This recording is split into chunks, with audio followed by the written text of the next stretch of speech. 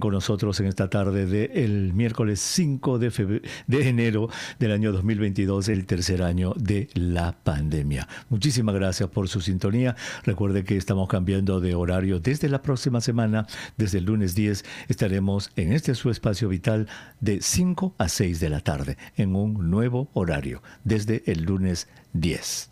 Muchísimas gracias por estar con nosotros. Acabamos de escuchar la conferencia de prensa en la que se han registrado todas estas recomendaciones de nivel de política de salud para tratar de frenar, amainar esta ola que se viene con la variante Omicron. Aquí en Estados Unidos le cuento, señora, que se pasó el 1.000.000 de casos en un día. Más de 1.000.000 de casos en un día. Y si bien es cierto que esta variante produce una enfermedad más o menos leve, oiga, la cantidad de gente que está enferma es gigantesca. Están de descanso médico, entonces la sociedad está siendo realmente muy remecida. Si no queremos eso para nuestro país, tenemos que cuidarnos. El cuidado empieza con la persona. Con usted, señora, con usted, señor, su doble mascarilla. Escoja dónde va. No vaya a lugares cerrados. Si tiene que entrar a una tienda con los aforos, respete los aforos, entre y salga. Tratemos de no contagiarnos. Para las personas vacunadas, la variante puede producir una enfermedad muy leve. En las personas no vacunadas, todavía no se sabe cuál va a ser el efecto. Pero lo que sí todos podemos tener por seguro es que el cuidarnos de la infección no solamente es un beneficio personal, sino para nuestro sistema de salud, para la sociedad, para el Perú entero. Tenemos que cuidarnos. Y una de las consecuencias, señora, de que haya tanto contagio, usted no se imagina la cantidad de gente que se está contagiando en todo el mundo. Es que todo el mundo quiere hacerse una prueba. Ay, que me quiero hacer la prueba. Yo me voy a hacer la prueba. Y entonces ha venido la escasez de pruebas. Aquí en Estados Unidos hay un tole gigantesco. Lo están acusando al presidente Biden de que ha fallado a su palabra, que dónde están las pruebas que prometió, la gente protesta, qué sé yo.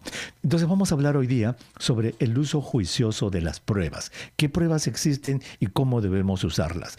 La doctora Fiorella Krapp, ella es médico infectóloga de la Universidad Peruana Cayetano Heredia, nos va a guiar en este programa para contestar básicamente las siguientes preguntas. Atención, número 1. ¿Cuántos tipos de pruebas existen para detectar el virus en la vía respiratoria? Número 2. ¿Quiénes deben hacerse la prueba y en qué momento? ¿Hay alguna diferencia entre una persona que tiene síntomas y otra que no tiene síntomas para hacerse la prueba? Y la otra importantísima, ¿cuáles son las limitaciones de estas pruebas? Le damos la bienvenida entonces a la doctora Krapp que está con nosotros. Doctora Krapp, qué gusto de saludarla. Buenas tardes.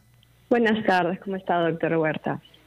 Gracias por estar en el programa. Ustedes son personas sumamente ocupadas, doctora. Los oyentes de RPP Noticias aprecian muchísimo el tiempo que ustedes le dedican. A ver, vayamos al punto, como dicen. A ver, para empezar, ¿cuántos tipos de pruebas existen para detectar la presencia del virus en las vías respiratorias? Básicamente son dos tipos. Estamos hablando de las pruebas ya súper conocidas, las pruebas moleculares, que también se llaman PCR, y las pruebas de antígenos son las otras, ¿no? Ambas se obtienen a través de hisopados, así es que si en algún caso les ofrecen hacerse la prueba de sangre o del dedo, esas no van a detectar que hay una infección activa. Ese es el primer punto, ¿no? Para que todos estén al tanto, recuerden que para detectar si alguien está infectado, tiene que ser a través de un hisopado, ya sea de la nariz, de la nasofaringe o de la parte posterior de la garganta. Claro, ya aprendimos muy bien el anteaño pasado, cómo vuela el tiempo, el anteaño pasado de esas pruebas de sangre. Esas son las pruebas serológicas que obviamente no sirven para diagnosticar el virus. Muy bien, entonces dos tipos de pruebas, las PCR, pruebas moleculares, y las pruebas de antígeno. ¿En qué se diferencian estas? Así brevemente para que nuestros oyentes ya vayan entendiendo que tienen sus limitaciones y fortalezas estas pruebas. ¿Cuál es la diferencia entre estos dos tipos de pruebas? La forma más fácil de entenderlo creo que es en cuanto a qué cantidad de virus puede detectar cada una y qué parte del virus, ¿no? La prueba molecular o PCR tiene la capacidad de detectar cantidades muy pequeñitas de virus. Y este virus puede ser tanto virus activo, con capacidad de infectar o no, o remanentes del virus, que puede ser el material genético de un virus que ya se destruyó, pero que todavía pueden quedar remanentes. Como son cantidades muy pequeñitas, puede detectar la infección desde muy temprano y también pueden quedar positivas por cierto tiempo después de recuperarse, porque todavía quedan algunos remanentes del virus. Esa es la prueba PCR o molecular. Ujú. Al otro lado tenemos la prueba de antígeno, que lo que hace es detecta justamente una parte importante del virus, que es una proteína, y necesita más cantidad de virus para poder decir que es positiva, ¿no? Entonces, esta prueba de antígeno generalmente se hace positiva cuando hay una carga viral más alta en la vía respiratoria, y eso coincide generalmente con el momento en el que las personas están más contagiosas. Muy bien, qué buena explicación. Vamos a hacer una brevísima pausa, doctora, para ya entrar en el tema de las pruebas. ¿Quiénes deben hacerse las pruebas? Regresamos. De todo el Perú. Soy el doctor Elmer Huerta. Gracias por estar con nosotros en este miércoles 5 de enero del año 2022, el tercer año de la pandemia. Si usted recién se une a nuestro programa, estamos conversando con la doctora Fiorella Krapp, y es médico infectóloga de la Universidad Peruana Cayetano Heredia, sobre las pruebas. Ya nos dijo en la primera parte que hay dos tipos de pruebas que son importantes para detectar el virus en las vías respiratorias: la molecular o PCR y la de antígeno.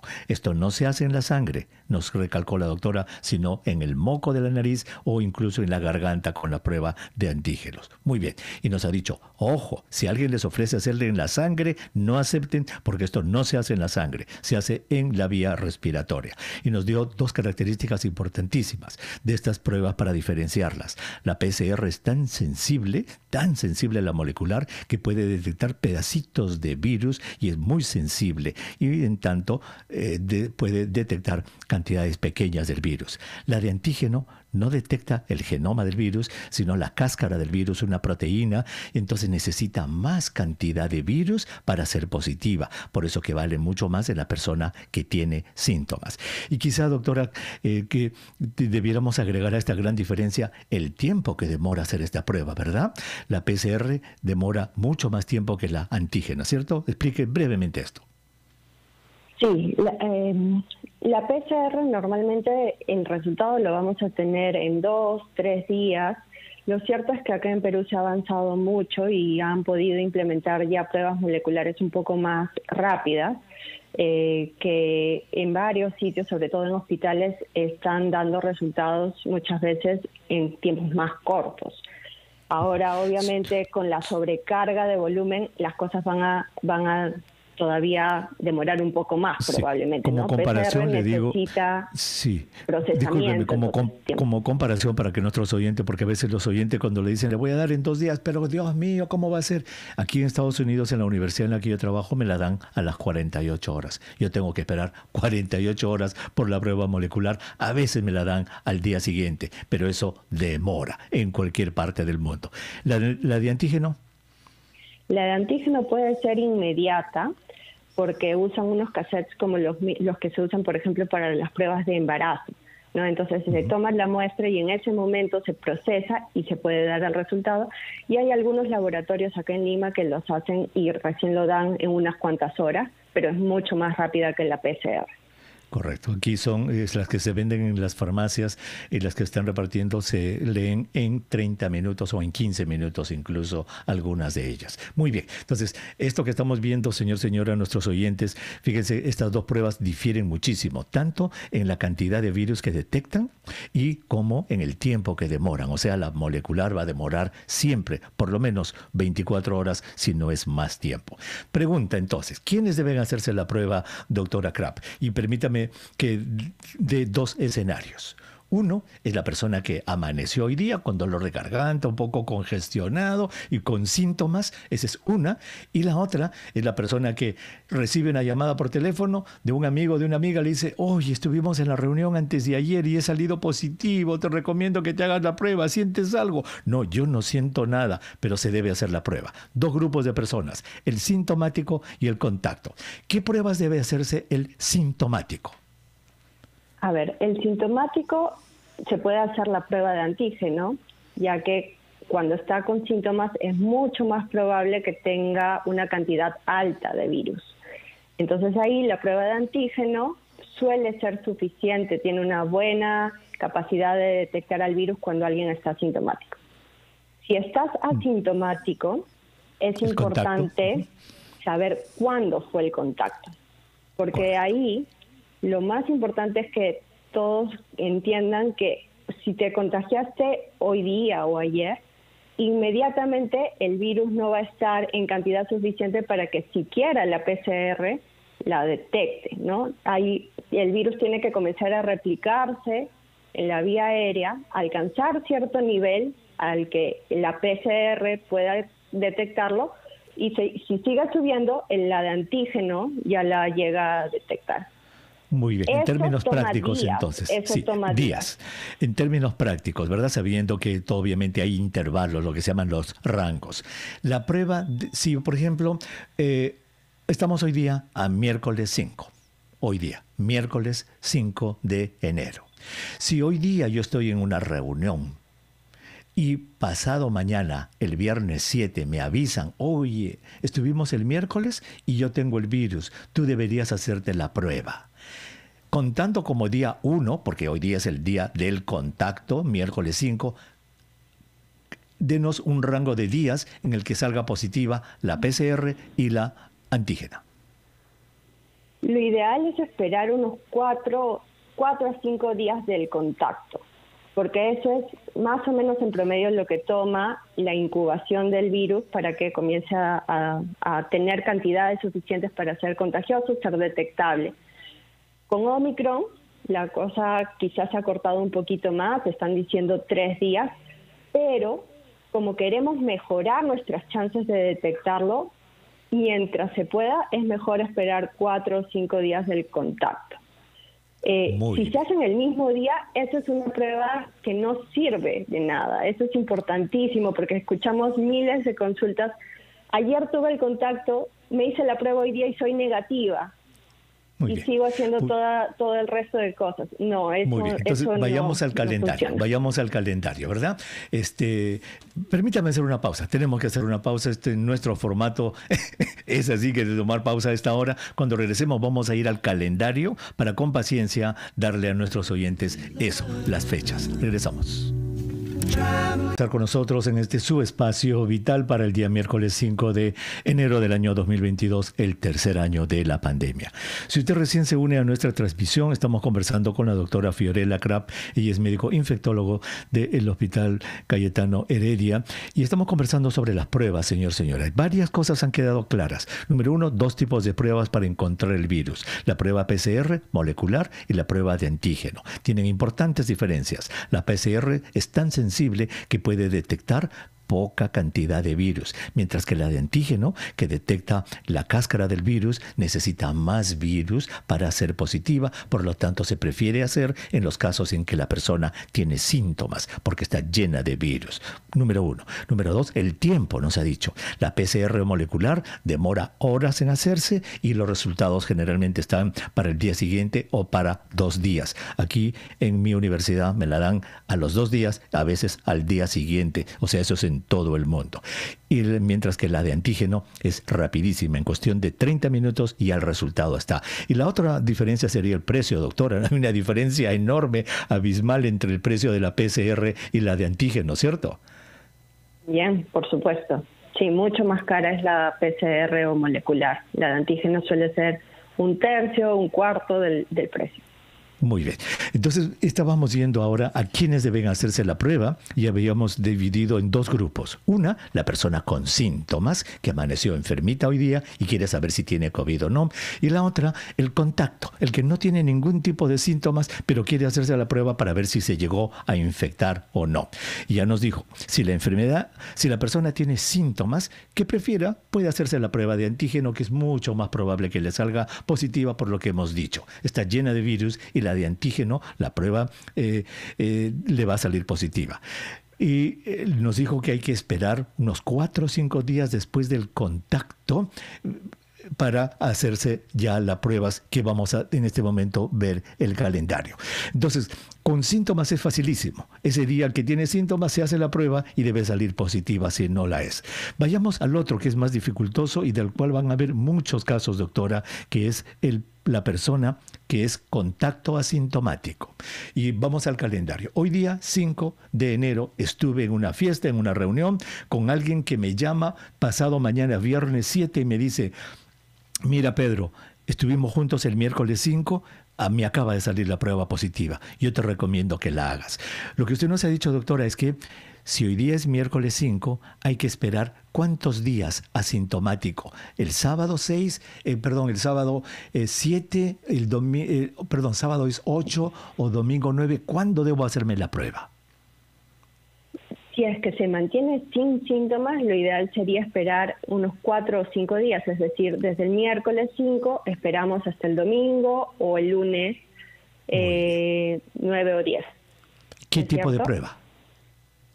Idealmente la PCR, porque lo que queremos hacer es detectar la mínima cantidad de virus que podría estar presente, sobre todo si somos asintomáticos. Muy bien. Y si desarrolla síntomas el fin de semana, entonces ahí escoge la de antígeno. Pasa a ser ya del grupo de sintomáticos y la de antígeno puede ser suficiente. Un punto súper importante es recalcar otra vez, recordar que ninguna prueba es infalible. Incluso estando sintomático, si nos hacemos la prueba de antígeno o incluso la PCR, siempre hay una pequeña proporción de posibilidad de que salga negativa esa primera vez. Y si realmente hay síntomas, han tenido un contacto, tienen que repetirse la prueba en 24 horas, 48 horas para confirmar el diagnóstico, ¿no? Eso es importante. No hay pruebas 100% infalibles. Exactamente. Mi abuelita decía que lo único seguro en la vida, hijito, es la muerte. Eso es lo único que es seguro. No existe ninguna prueba que sea 100% infalible para detectar. Ahora, vayamos a esto, las limitaciones de las pruebas. Una, entonces, si una persona no tiene síntomas, es mucho más probable que la prueba de antígeno salga lo que se llama falso negativo. O sea, sale negativo, pero la persona sí tiene el virus. Lo que pasa que la cantidad de virus no ha alcanzado el número necesario para salir positiva en la antígena. Exactamente. Por eso es que es importante, van a haber muchos casos de contactos, como dijo usted. Entonces, saber qué hacer si recibo esa llamada, ¿no? Esperar aislado, porque yo digo 4 o 5 días de esperar para que salga positivo, pero un grupo de personas pueden comenzar a tornarse positivos y a contagiar desde el día 3, 4.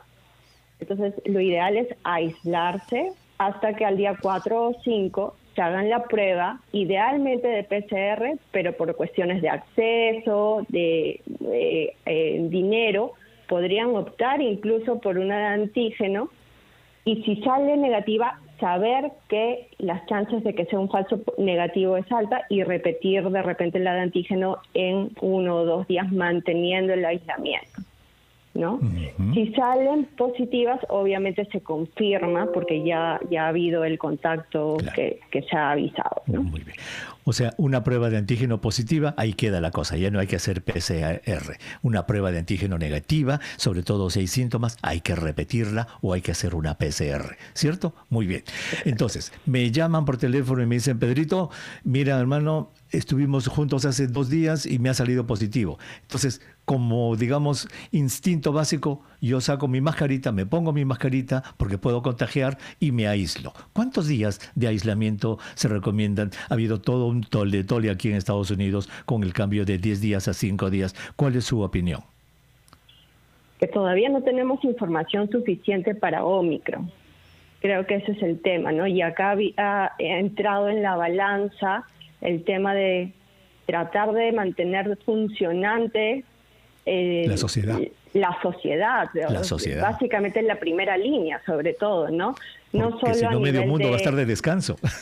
Exacto, los vuelos cancelados, los bomberos tienen bajas, también todos, si se aíslan por 10 días, quedan muchos huecos por llenar, digamos, ¿no? Es algo que muy posiblemente pase acá. Acá en Perú todavía mantenemos por norma el aislamiento de 14 días. 14 que es bastante días. Alto, ¿no? Bastante largo. Si usted tuviera ocasión de aconsejar al ministro de Salud, ¿iría con la recomendación del CDC de 5 días o la de Argentina de 7 días? Yo soy un poco más cauta porque todavía no hay suficiente información con Omicron. Creo que además tienen que haber escenarios, porque una persona vacunada con 2 dosis o 3 dosis, sabemos que al menos pre-Omicron contagiaba por tiempos más cortitos, mientras que los no vacunados tienen periodos más largos de infecciosidad, ¿no? Entonces, creo que hay que un poco categorizar. Y la otra cosa sería, idealmente, con una prueba negativa de antígeno para descontinuar el aislamiento, sobre día? todo en los no vacunados. ¿Al Yo iría quinto o al séptimo. séptimo? Yo iría al séptimo, O sea, sí. por lo que escucho, de repente usted se inclina más por 7 días en vez de 5, Sí. ¿o 10? Cuando no pueden hacerse la prueba, yo estoy recomendando 10. Y esto es un poco en base a toda la información que nos está lloviendo de estudios de distintos países, pero todavía nos falta un poco más de información sobre Omicron, ¿no? Para entender Correcto. este periodo de infecciosidad. Sí. 10 era aquí en Estados Unidos, ese era lo que teníamos, 10 días. Ya 14 ya no, eran 10 días. Y el CDC lo cambió a 5. Y en Italia querían hacerlo de 3. En Argentina han aprobado de 7. Entonces, ese es un tema que tenemos que hablar en el Perú, porque ahorita van a empezar a contagiarse cientos de miles de personas. Y si vamos con esto de 14 días, doctora, todo el mundo va a estar en su casa por 14 días con una enfermedad leve. Sí, definitivamente es algo que se tiene que conversar. Y el otro tema también es cómo se van a priorizar las pruebas, ¿no? Porque hemos hablado de distintos escenarios en los que uno se puede hacer las pruebas, pero ya estamos viendo en otros países, como en Estados Unidos, que ya hay escasez de pruebas. Y entonces ya se tiene que comenzar a limitar un poco a quién realmente se va a priorizar, darle acceso a las pruebas. ¿A quiénes las priorizaría usted? ¿Cuáles son los grupos de prioridad para usted? Este es un tema bastante complejo, creo, pero idealmente uno quiere usar las pruebas, para prevenir transmisión a gente vulnerable, ¿no? Entonces, o confirmar la infección en gente vulnerable. Entonces, creo que priorizaría a personas con problemas de inmunosupresión, no vacunados, porque también tienen más riesgo de estar infectados y hacer enfermedad severa, los que se hospitalizan, por supuesto, y esos contactos que tienen la capacidad de contagiar a grandes cantidades de personas, ¿no? Los super expansores, digamos, para cortar esas cadenas. Entiendo. Pues qué interesante, doctora Krab, muchísimas gracias, nos ha ayudado muchísimo realmente a navegar este espinoso tema de las pruebas. Esperemos que nuestros oyentes tengan en cuenta lo que usted nos ha dicho de los sintomáticos, de los asintomáticos, el tiempo que demora, porque a veces la gente quiere la prueba PCR para el momento, dice, pero ¿por qué demoran tanto? Etcétera, y eso ya son otra cosa. Doctora, muchísimas gracias por haber estado con nosotros. Cuídense, Encantado. Gracias. Hasta luego. Gracias, la doctora Fiorella Krab, médico infectólogo de la Universidad Peruana Cayetano Heredia, estuvo con nosotros. Vamos a seguir repitiendo este tema de las pruebas, señora, porque es sumamente importante y en las próximas semanas. Es más, dicen que este año 2022 en la pandemia va a ser el año de las pruebas. O sea que esto tenemos que dominarlo al dedillo. Tenemos visita para irnos, el Cristoscar, o ya no. ¿Ya no? Está el Tristoscar Ugarte, está con nosotros. Señor ministro, qué gusto saludarlo. Buenas tardes. Buenas tardes, doctor Elmer Huerta. Bueno, yo quería comentarle sobre la conferencia de prensa que dieron hoy, la PCM, y he visto al ministro Ceballos, de verdad, vi sus declaraciones y me quedé dormido. ¿No? Porque de verdad muy apagado el ministro, le falta la locuacidad, no le falta locuacidad y sobre todo agilidad. Un ministro tiene que ser como era yo, ¿no? Prácticamente yo era un hiperactivo en el trabajo, estaba un lagar a otro, y tiene que ser un promotor. He ido por los vacunatorios, parecen misas, un silencio sepulcral, aburrido, la gente bostezando ahí. Cuando yo era ministro, yo iba, hacía, ¿se acuerda de las vacunatones bailando? ¿Bailaba? ¿Usted bailaba? Ministro, claro. Movía el esqueleto. Sí, moví el esqueleto. Yo hace rato ya me hubiera disfrazado del zorro Run Run y hubiera estado bailando los vacunatorios para que la gente, no, para promover el uso de las vacunas. O de repente ya me hubiera disfrazado del huaco de la fertilidad de Moche. Uy, cuidado nomás que le hubieran metido un tiro ahí, un escopetazo. Así es, así que yo le pido al ministro, por favor, más pilas, que se suelte más. Lo noto muy rígido, muy apagado, aplatanado, y un ministro tiene que ser más pila. Es una sugerencia nomás que le estoy haciendo. Muy bien. Señor ministro, muchísimas gracias por haber estado con nosotros y nos quedamos escuchando los chistosos. Gracias, ministro. Hasta luego. Nosotros nos vamos, señores. Esa era la voz de Hernán, que nos invitaba a quedarnos en los chistosos. Sally Samarriego estuvo con nosotros en la producción del programa, Benito Porras en los controles digitales electrónicos. Hasta mañana, 7:30 de la mañana, primera edición de La Rotativa del Aire. Chao.